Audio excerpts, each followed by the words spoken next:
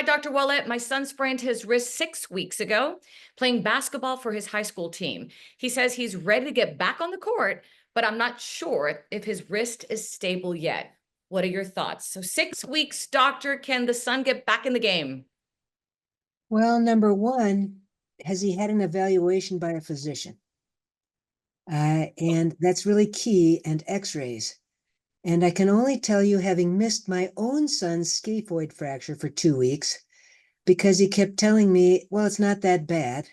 And I finally said, you're going to see your physician, and we're going to make sure that it's really not that bad, only to find he had a scaphoid fracture. Trust me, that was a big joke around town that I missed my own son's scaphoid.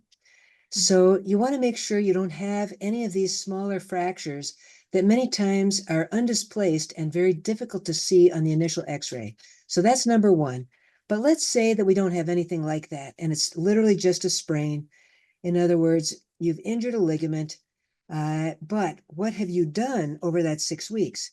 Did he splint it during that time, or was it just rest? And the problem that I have found with people, that if they don't splint their wrists, then they're still moving them. And then the wrist still stretching and stressing those ligaments, and it doesn't give them a chance to heal.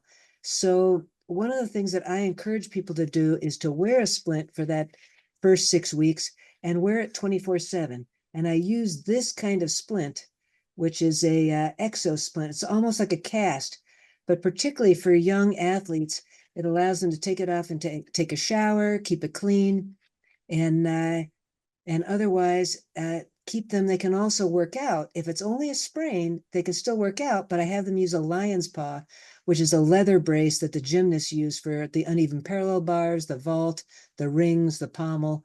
You've seen it in the Olympics. And so it's that leather brace that they're strapping around their wrist just to give their wrist support, because you don't want to lose your conditioning that you've also built up over all these years. So a sprain will tolerate that. Whereas if it's a broken bone, you need to deal with that differently depending on which bone is broken.